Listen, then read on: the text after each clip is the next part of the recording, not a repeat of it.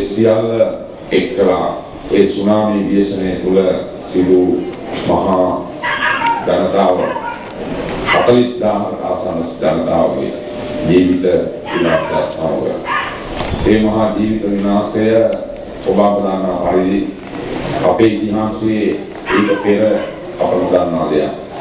අපේ ජීවිත කාලය තුළ එවැනි මහා ව්‍යසනයක් මහා ඛේදවාචකයක් අපේ ඇසින් දකින්නට ලැබීමේ කතකින් එදා අපි මහා අභාග්‍ය තත්ත්වයකට අනුමුණ දීලා හිටියේ.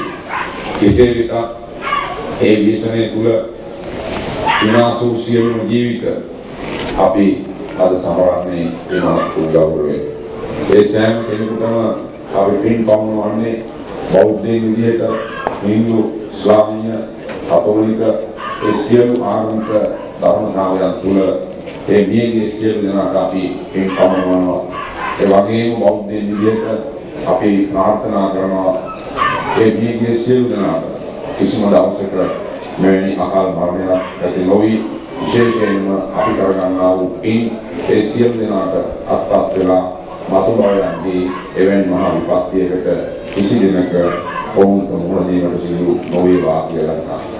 දෙවියන්ගේ දශකයේ සුනාමි ව්‍යසනයේ අධ්‍යක්ෂින් දෙස ආපසු හැරී බැලුවොත් අද තවම ඒ ව්‍යසනයට මුහුණ දුන්නු පවුල්වල බොහෝ අයගේ ප්‍රශ්න විසඳී නැති ස්ථාන අපිට දහස් ගන්න කියන්නට පුළුවන්. අද පවතින වර්තමාන රජයේ තුල ප්‍රධාන වශයෙන්ම දෙවියන්ගේ දශකයකට ආසන්න කාලය තුල මේ සුනාමි ව්‍යසනයේ විපතටපත් ජනතාව සහ ඒ අවට තත්ත්වයන් සංවර්ධනය කිරීමේදී භෞතික වශයෙන් ගොඩනැගීමේදී ඒ වගේම අනාථ වූ පවුල් සම්බන්ධයෙන් කටයුතු කිරීමේදී බොහෝ විට අද පවතින රජයට සහ පාලකයන්ට එය අමතක වූ බවක් තමයි අපි දකින්නේ.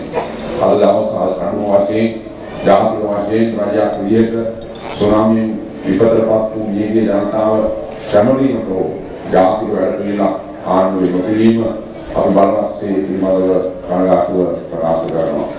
ඒ වගේම සුනාමි ව්‍යසනයක් තුළ මේ රටේ ඇති වූ භූගෝලීය තත්ත්වයන්, භෞතික තත්ත්වයන්, ඒ වගේම පාරිසරික තත්ත්වයන් මේ සියල්ල සැලකිලිට අරගනිමින් අපි හදන අලුත් ආණ්ඩුව තුළ එවැනි විපත් ඇති වූ අවස්ථාවකට රටක් වශයෙන් මුහුණ දීමක්, ඒ වගේම එවැනි විපත් සම්බන්ධයෙන් තාක්ෂණික ඇගේ විශේෂ අංශවලින් දෙන උපදෙස් අනුව ජනතාවට අපහසුතාවයක් නොවන විදිහට ඔවුන්ගේ ධන ජීවිතය සාර්ථක කර ගැනීම පිළිබඳව රජයක් විදිහට ඉතාම වගකීමකින් අපි කටයුතු කරන බව ප්‍රකාශ කරන්න ඕනේ.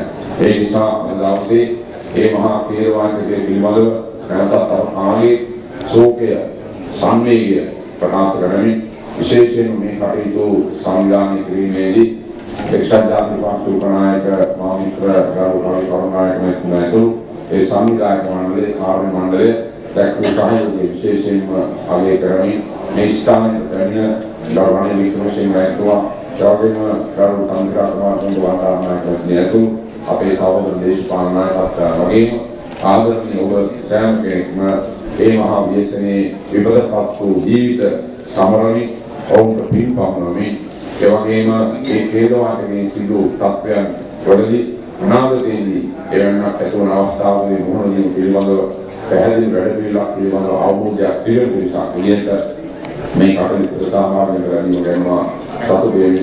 සියලු දෙනා දෙවියන් සම්පතෙන් ඔබේ සංග්‍රහණය දෙවියන් සාරායි සිටියි. මේ දෙවියන් වෙනවා.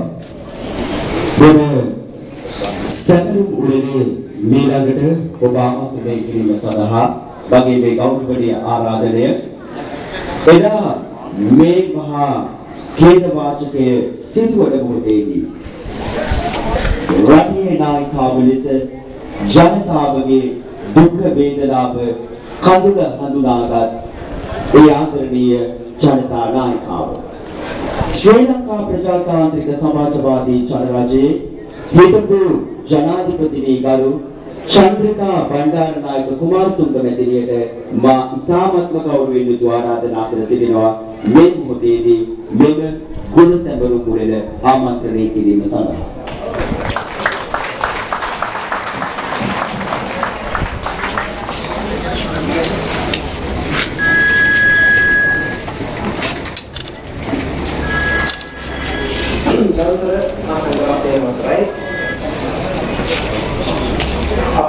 සුළු අපේක්ෂක මෛත්‍රීපාල සිස්ටර් මහත්මයාණනි, රවි කරුණානායක මන්ත්‍රීතුමනි, රාජ්‍ය සේනාරත්න මහත්මයාණනි, වේදිකාවේ සිටින ප්‍රමුඛවරුනි, සමාවෙන්න සවසර මහා සංඝරත්නයෙන්ම ක්‍රිස්තියානි, ඉස්ලාමීය, හින්දු පූජක ගෞරවයෙන් අවසරයි මාහිතවා මුකුරන්නේ. අද දින අපි සමරන්නේ ඊට වසර 10කට පෙර අප රටේ මෑත ඉතිහාසයේ සිදුවන මහා කේන්ද්‍ර වාචකයයි. එදා ඒ සුනාමි විලසින තුන වෙලාවේ මට මතකයි ජාතිය අපිටමින් මම කිව්ව වචනය ස්වභාවයේ විසි අප දේශයට ඇති කරපු දෙන මේ මහා විපත විනාශය අපි සියලු දෙනා එක්ව දේශයේ ජයග්‍රහණයක් බවට පත් කරගන්න එක සිද්ධ වුණා. ඒ වෙලාවේ වෙන්වෙන්ව වේද දිනවල සිටු දේශපාලන පක්ෂ සියල්ල දේශපාලන බලවේගයන් මේ රටේ පොදු ජනතාව පෞද්ගලික අංශයෙන් සියලුම දෙනා විශේෂ ලෝකයේ සියලුම දෙනා